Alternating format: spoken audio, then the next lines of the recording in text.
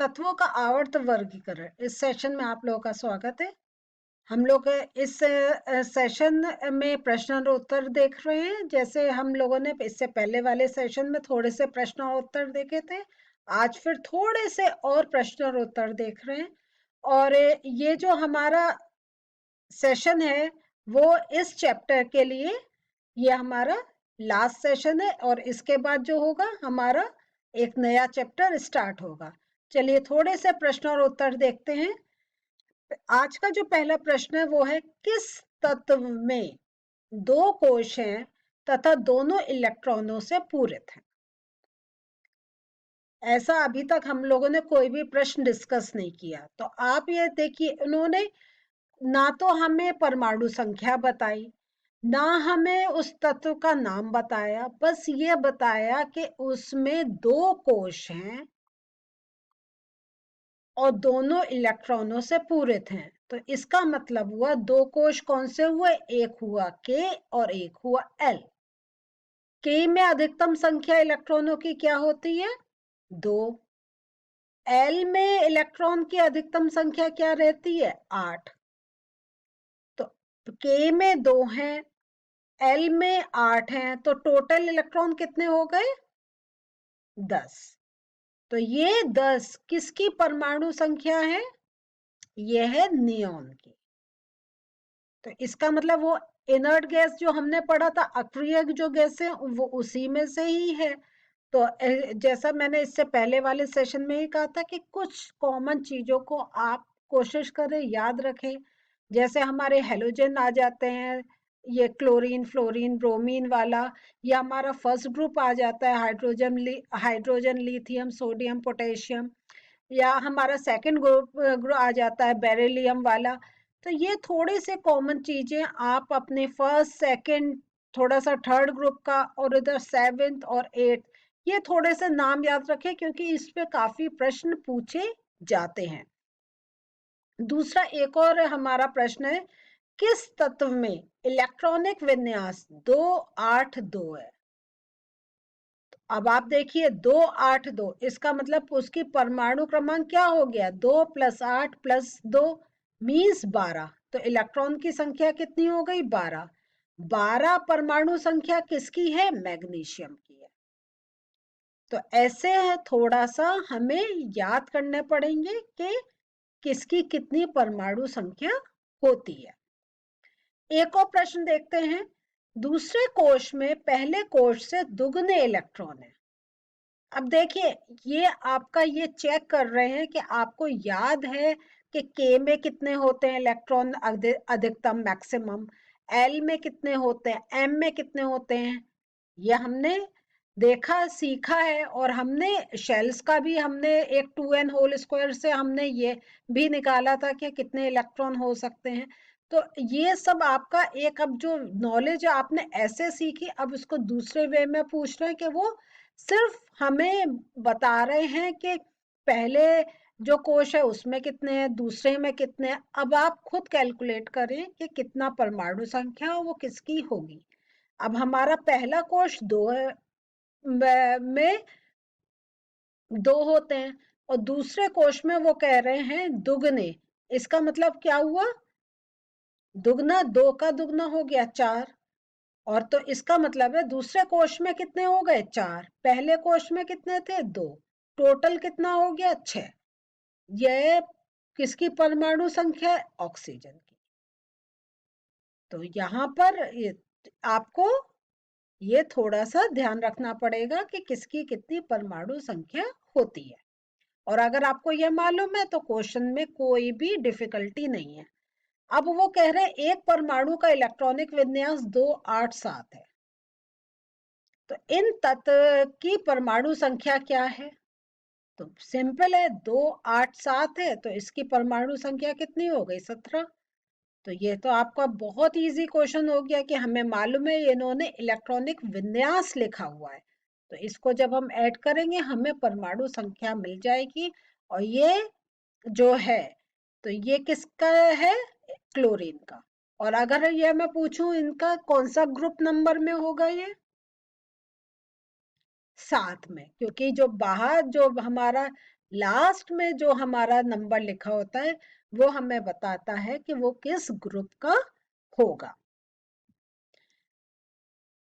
एक और प्रश्न है आपके लिए, आवर्त सारणी में 3 तत्व ए, बी तथा सी है। ये आपका है समूह 16, समूह 17 का इन्होंने दिखाया है कि ए यहाँ पर, बी यहाँ पर, सी यहाँ पर, ये इस प्रकार से स्थित है। ए धातु है या अधातु? अब बताएं कैसे, धातु है या अधातु? तो चूंकि समूह 17 में सभी क्या होते हैं, अधातुओं को रखा गया है, तो इसलिए ए अधातु है। हमने ये देखा था कि जितना हम बाईं तरफ रहते हैं फर्स्ट सेकंड ग्रुप, वो धातु होते हैं, और जितना दाईं ओर पीरियोडिक टेबल के जाते हैं वो अधातु हो जाते हैं। यहाँ पे इन्होंने ऑलरेडी समूह 17 लिखा हुआ है, इसका मतलब ए अधातु है। तो हमने इसलिए आपको याद आया, ये हमने पीरियोडिक टेबल में 2-3 बार डिस्कस किया था। अब ए की अपेक्षा सी अधिक अभिक्रियाशील है या कम? अब आप सोचिए, जब किसी ग्रुप में ऊपर से नीचे जाते हैं तो अभिक्रियाशीलता पे क्या असर पड़ता है? अभिक्रियाशीलता कम होती चली जाती है। तो ए की अपेक्षा सी कम अभिक्रियाशील है। क्यों? क्योंकि जब हम आवर्त सारणी में ऊपर से नीचे की ओर जाते हैं तो अभिक्रियाशीलता कम होती चली जाती है। तो सिंपल ये प्रॉपर्टीज जो हमने पढ़ी, उनको ही कैसे प्रश्नों के रूप में पूछा जा रहा है। अगर ये किसी भी प्रश्न में आपको कुछ डिफिकल्टी लग रही है, इससे रिलेटेड आप सेशन एक बार फिर से देखिए और फिर कोशिश करें कि अब आप ये जो उत्तर है इसको आराम से दे सकें। दूसरा जो क्वेश्चन है, सी का साइज बी से बड़ा होगा या छोटा? अब हमने क्या देखा था, जब हम बाएं से दाएं की तरफ जाते हैं, ठीक है, फ्रॉम लेफ्ट टू राइट जब हम लोग मूव करते हैं तो क्या होता है, परमाणु का आकार क्या होता है, घटता है। सिखा आपको बताया था ना, क्योंकि सेम शेल में ही इलेक्ट्रॉन ऐड होते चले जाते हैं, और प्रोटॉन भी, जैसे इलेक्ट्रॉन की नंबर इंक्रीज हो रहा है, प्रोटॉन का भी हो रहा है, और दोनों अपोजिट चार्ज है, एक दूसरे को खींचेंगे, तो जो एटॉमिक रेडियस हमने पढ़ा था वो रिड्यूस हो रहा है। तो अतः सी का साइज बी से छोटा होगा। तत्व ए किस प्रकार के आयन, धनायन या ऋणायन बनाएगा? अब तत्व ए हमने क्या पढ़ा था, तो इसमें क्या होगा, तत्व ए की ग्रुप संख्या क्या होगी, 17, और आवर्त सारणी में ग्रुप संख्या 17 में विद्युत ऋणात्मकता, जो विद्युत ऋणात्मकता है वो तत्वों को, जो विद्युत ऋणात्मक तत्व होते हैं उनको रखा गया है। तो जो तत्व ए हैं वो क्या होंगे, वो ऋण आयन बनाएंगे, क्योंकि हमने जो देखा था कि जो हमारा पहला, जो फर्स्ट सेकंड और सेकंड ग्रुप थे वो क्या थे, वो धनायन बनाते थे, क्योंकि वो अपने में से इलेक्ट्रॉन दे सकते थे। संयोजकता उनका क्या था कि वो अपने में से क्योंकि उनके बाहर के शेल में 1 या 2 होते थे, इसलिए वो देते थे और वो इलेक्ट्रोपॉजिटिव हो जाते थे, धनात्मक हो जाते थे। और ये जो 17 है ये क्या है, इनके पास सिर्फ एक इलेक्ट्रॉन लेने की ही, क्योंकि 7 इलेक्ट्रॉन इनके बाहर रहते हैं, इनको एक इलेक्ट्रॉन लेना होता है, जैसे उनका ऑक्टेट कंप्लीट हो जाए तो वो क्या होंगे, विद्युत ऋणात्मक तत्व बनाएंगे। क्लियर हो गया ये आपको? नेक्स्ट प्रश्न है, तत्वों के इलेक्ट्रॉनिक विन्यास का आधुनिक आवर्त सारणी में तत्व की स्थिति से क्या संबंध है?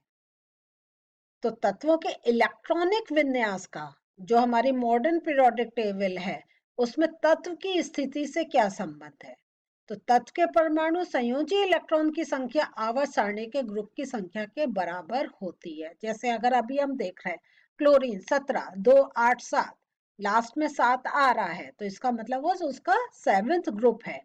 तो वही बात हम लिख रहे हैं कि इलेक्ट्रॉन की संख्या आवर्त सारणी में ग्रुप की संख्या के बराबर होती है, तथा तत्व के परमाणु में कक्षाओं की संख्या आवर्त सारणी के आवर्त की संख्या के बराबर होती है कि कितनी कक्षा है या कितने उनके बाहर इलेक्ट्रॉन प्रेजेंट है। तो एक अगर हम देखें, एक तो है शेल नंबर के अकॉर्डिंग और एक है आपका एटॉमिक नंबर के अकॉर्डिंग। और जो उनका बाहर कितने इलेक्ट्रॉन है, जो किसी वो जितने बाहर इलेक्ट्रॉन है उसी के अकॉर्डिंग उनके रिएक्शंस कंसर्न होती हैं कि वो अपने इलेक्ट्रॉन देके किसी के साथ अपना यौगिक बना रहे हैं या इलेक्ट्रॉन लेकर कोई अपनी अभिक्रिया कर रहे हैं।